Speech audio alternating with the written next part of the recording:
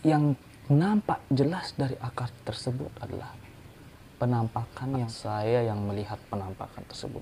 Semua teman-teman saya juga melihat penampakan tersebut. Oke, jadi kembali lagi di Bukan Siapa-Siapa, channel yang mengisahkan tentang misteri. Ya, jadi buat kalian yang belum subscribe video saya mohon untuk di subscribe, di like, dan di komen. Jadi di video saya kali ini saya bercerita sedikit tentang kejadian pribadi saya, yaitu di tahun 2010, dimana waktu itu saya duduk di kelas 1 SMA dan dari sekolah mengadakan perkemahan yang disebut persami. Jadi perkemahan Sabtu Minggu, akan tetapi dari panitia mengusulkan perkemahannya lebih panjang, yaitu dari hari Jumat, Sabtu, dan hari Minggu. Nah, berawal dari persiapan kita di sekolah, mempersiapkan semua alat-alat persiapan dan segala macam. Jadi tibalah saatnya di mana sekitar jam 8 pagi kita para siswa, peserta, dan panitia berangkat dari sekolah menuju ke daerah barat, yaitu Cekik. Mungkin buat kalian yang sudah pernah atau sudah tahu di mana itu Cekik, ya kalian akan tahu kondisinya seperti apa. Nah, jadi di sepanjang perjalanan, yaitu sekitar 2-3 jam perjalanan, kita menaiki yaitu truk ya. Jadi kalau zaman dulu itu kalau kemah itu jarang pakai bus karena banyak peralatan yang harus kita bawa. Yaitu salah satunya adalah tenda, makanan, tongkat, dan alat-alat lainnya. Maka oleh sebab itu dari sekolah menyiapkan 2 truk untuk perjalanan sekolah saya ke Bali Barat, yaitu di Cekik. Nah, seperti biasa sebelum perjalanan dimulai kita berdoa bersama di sekolah. Nah, setelah kita berdoa, kita mulailah berpamitan karena kita sebagai peserta meminta izin kepada guru, dan mungkin dari rumah juga kita meminta izin kepada orang tua untuk berkemah. Oke, jadi ketika kita baru sampai yaitu di Pura Pulaki, jadi kita harus sembahyang di sana. Kita berdoa juga untuk meminta keselamatan dan meminta perlindungan. Nah, sehabis kita berdoa di sana dan kita sembahyang, mengaturkan canang atau yang lainnya dupa, kita melanjutkan perjalanan lagi sekitar 1,5 jam hingga sampai di Cekik.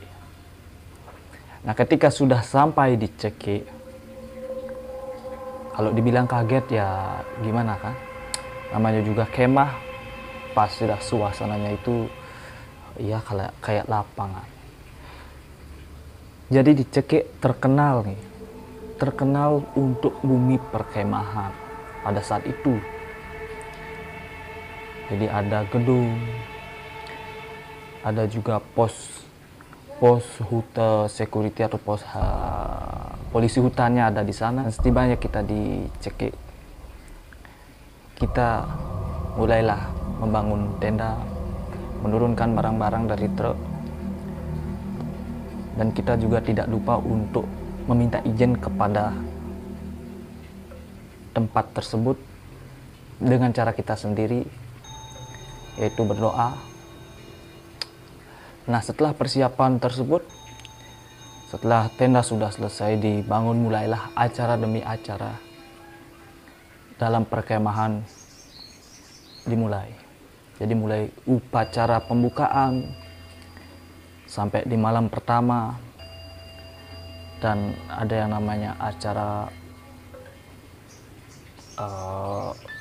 kayak mungkin jejak malam. Nah, di acara jejak malam pertama, yaitu sekitar jam 1 malam. Jadi kita sebagai peserta sudah dibangunkan untuk mengikuti acara yang dimana rute jelajahnya sudah ditentukan oleh panitia dan kita sama sekali tidak tahu bagaimana situasi di sana, bagaimana keadaan di sana, kita tidak tahu sama sekali. Jadi kita sebagai peserta ya melakukan aktivitas sebagai peserta saja, kan seperti itu. Semuanya sudah diatur oleh panitia.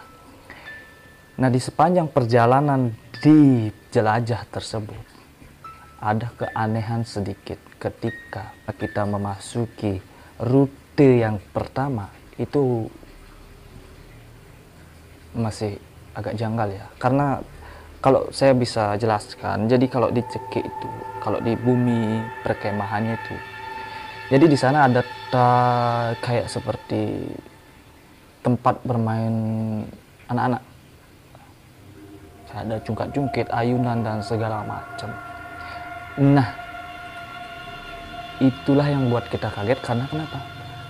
Karena sebelumnya kita sama sekali tidak ada yang tahu situasi tempat apa aja ada di sana, itu sama sekali tidak kita tidak tahu. Jadi kita berdasarkan petunjuk yang dikasih sama panitia saja. Nah, ketika melewati tempat bermain tersebut, ini kayaknya bukan saya aja yang merasakan, Jadi di mana yang saya lihat di sekitar jam 1:30 itu tempat bermainnya kosong, sepi, tidak ada yang bermain di sana, emang tidak ada.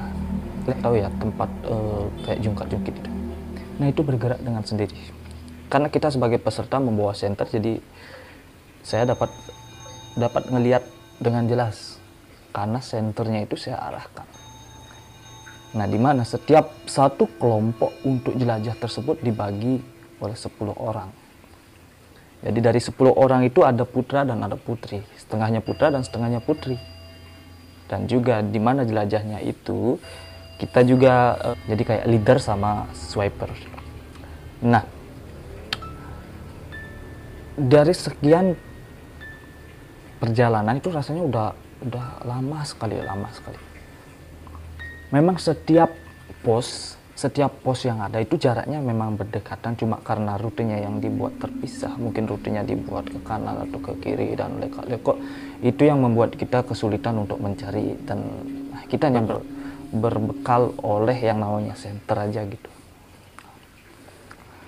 Nah, jadi pas kita sudah mau mencapai di pos kedua, jadi mungkin kalian tahu ya, kalau jalan, dimana jalan penuh dengan tumbuh-tumbuhan, itu kan pasti jalannya agak sempit, semak-semak. Itu kita ngerasa, satu tim ini ngerasa bahwa ada yang lewat, tapi tetap kita menghiraukan karena kita masih dalam artian berpikir positif. Jadi belum ke arah sana. Dan akhirnya kita tiba di finish pada jelajah pertama, di malam pertama kita udah finish. Nah, di malam Sabtu malam ya, di hari kedua, jadi di Sabtu malam. Di Sabtu malam itu kita mengadakan yang namanya acara pelantikan dan juga acara api unggun. Nah, mulailah sekitar jam 7 udah menyiapkan semuanya, dari membangun tempat api unggun, menyiapkan segala macam. Kita juga udah selesai doa bersama, sembahyang bersama sudah selesai. Nah, ketika acara api unggun itu dimulai, itu ada salah satu dari teman yang dalam bahasa kita itu ya kesurupan tanpa sebab yang pasti. Jadi dia udah mulai kesurupan gitu saja, dan tidak hanya satu orang yang kesurupan. Jadi setelah orang yang satu ini kesurupan, ada lagi yang ikut kesurupan. Jadi kita mulai panik nih sebagai peserta, mulai panik, dan juga guru yang mengikuti, pendamping semua dan panitia berkumpul. Dan akhirnya ketika kumpul bersama itu semuanya bisa sadar dan mulai melihat hal-hal yang aneh. Oke, jadi yang jelas pada waktu itu ini suasana sudah bubar, maksudnya sudah bubar, sudah kacau karena kejadian kesurupan tersebut. Nah,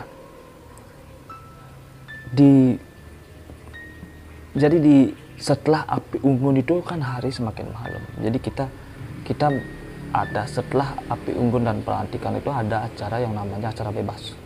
Jadi entah kita dari masing-masing tenda, masing-masing kelompok itu membuat acara-acara sendiri, kan seperti itu.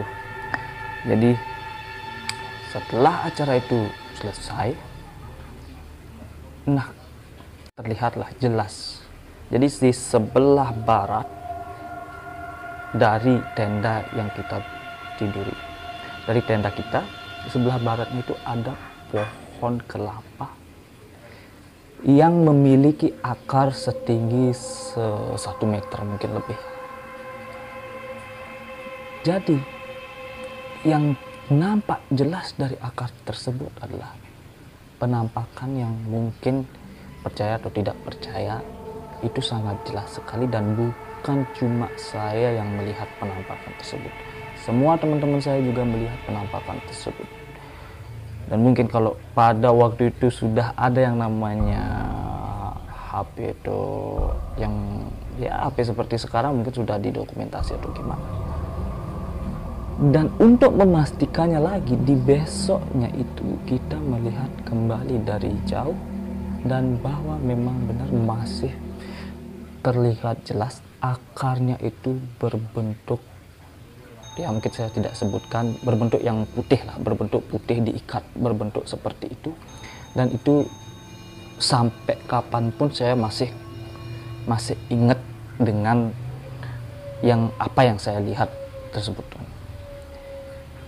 Nah, mungkin cerita saya ini adalah versi singkat dari pandangan saya. Dan nanti ketika teman-teman yang ikut kemah tersebut, yang ikut acara persami, mereka juga akan gitu.